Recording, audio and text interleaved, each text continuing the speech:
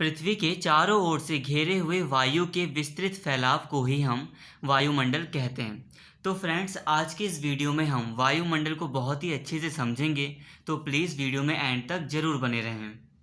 वायुमंडल का निर्माण कई सारी गैसों जैसे कि nitrogen, oxygen, carbon dioxide, organ इत्यादि कई सारी गैसों से मिलकर होता है और वायुमंडल में सबसे ज़्यादा जो गैस पाई जाती है वो है नाइट्रोजन। फ्रेंड्स, अब हम बात करते हैं वायुमंडल की संरचना की। पृथ्वी की सतह से एक लंबी ऊंचाई तक वायुमंडल पाया जाता है, जिसके अध्ययन के लिए इसको 5 भागों में बांटा गया है, यानी कि 5 लेयर्स में बांट दिया गया है। वायुमंडल की जो सबसे पहली लेयर है, जो सबसे निचली लेयर है, वो है क्षोभमंडल, जिसे ट्रोपोस्फेयर भी कहा जाता है। ये लेयर पृथ्वी सतह के तुरंत बाद ही शुरू हो जाती है और इसी लेयर में हम लोग रहते हैं।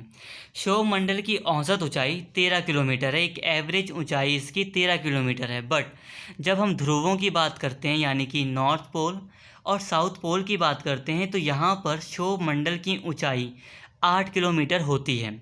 इसके साथ ही जब हम इक्वेटर की बात करते हैं, जो कि भूमध्य रेखा होती है या विषुवत रेखा होती है, जो कि पृथ्वी के बीच से गुजरती है, यहाँ पर क्षोभमंडल की जो ऊंचाई होती है वो होती है 18 किलोमीटर। ऐसा इसलिए है क्योंकि नॉर्थ पोल और साउथ पोल में बहुत ज़्यादा ठंड रहती है, जिसके कारण हवाएं नीचे की ओर रहती हैं, मतलब ठंडी होती हैं, भारी होती हैं और हवाएं नीचे रहती हैं। और जो ये इक्वेटर का एरिया होता है, यहाँ पर सूरज की रोशनी बहुत ज़्यादा पड़ती है और ये बहुत गर्म हो जाता है, जिसके कारण हवा हल्की हो जाती है और ऊंचाई तक उड़ती है। इसी कारण से यहाँ पर क्षोभमंडल की ऊंचाई भी ज़्यादा होती है। इसके अलावा क्षोभमंडल में प्रति 165 मीटर की ऊंचाई पर 1 डिग्री सेल्सियस तापमान कम हो जाता है, या प्रति 1 किलोमीटर ऊंचाई पर 6.4 डिग्री सेल्सियस तापमान नीचे गिर जाता है। मतलब ये कि क्षोभमंडल में जैसे जैसे अगर हम ऊपर जाएंगे वैसे वैसे तापमान कम होगा और ठंड बढ़ेगी।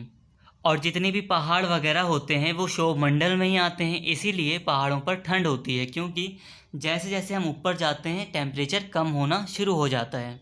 इसके साथ ही क्षोभमंडल में सभी वायुमंडलीय घटनाएं पाई जाती हैं, जैसे कि बादल, आंधी, वर्षा या मौसम संबंधी जितनी भी गतिविधियां होती हैं, जैसे मौसम का बदलना इत्यादि जो गतिविधियां होती हैं वो क्षोभमंडल में ही पाई जाती हैं। क्षोभमंडल को संवहन मंडल भी कहा जाता है। इसके साथ ही क्षोभमंडल जैविक क्रिया के लिए सबसे महत्वपूर्ण है। मतलब ये कि क्षोभमंडल के बिना लाइफ पॉसिबल नहीं हो सकती, क्योंकि क्षोभमंडल में ही ऐसी परिस्थितियां पाई जाती हैं जिसमें जैविक क्रियाएं यानी कि लिविंग थिंग रह सकते हैं। क्षोभमंडल के बाद आता है समताप मंडल, और समताप मंडल की ऊंचाई है क्षोभमंडल से लेकर 50 किलोमीटर तक समताप मंडल पाया जाता है। समताप मंडल को इंग्लिश में स्ट्रेटोस्फीयर भी कहा जाता है। समताप मंडल में मौसम से संबंधित कोई भी घटनाएं नहीं होती हैं, जैसे कि आंधी, तूफान, वर्षा इत्यादि घटनाएं समताप मंडल में नहीं होती हैं, जिस कारण से इसमें वायुयान भी उड़ाए जाते हैं।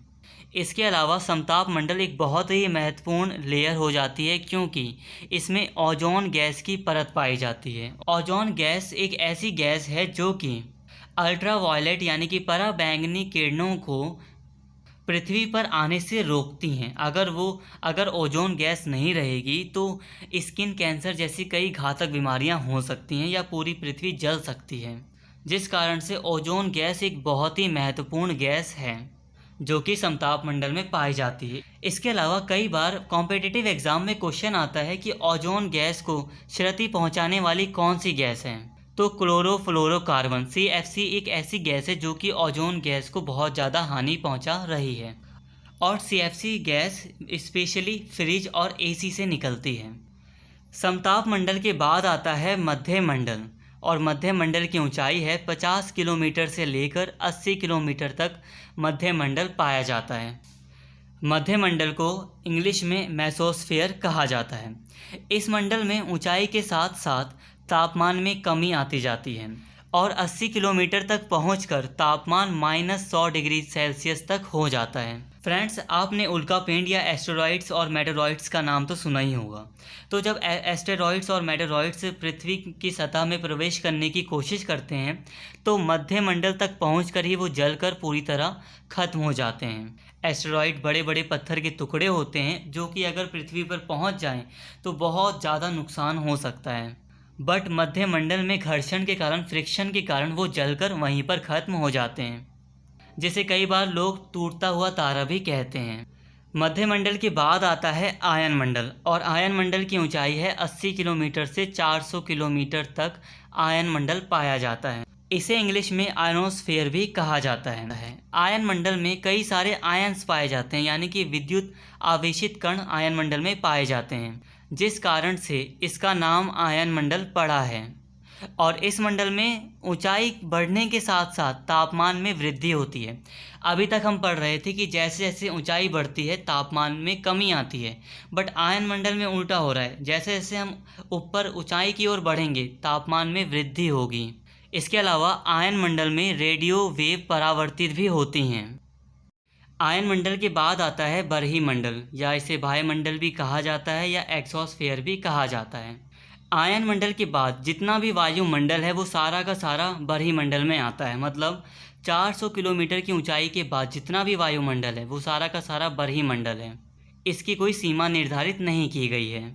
इस मंडल में हाइड्रोजन, हीलियम जैसी हल्की गैसें पाई जाती हैं। इसके अलावा संचार उपग्रह जैसे कि सैटेलाइट्स वगैरह इसी मंडल में छोड़ी जाती हैं।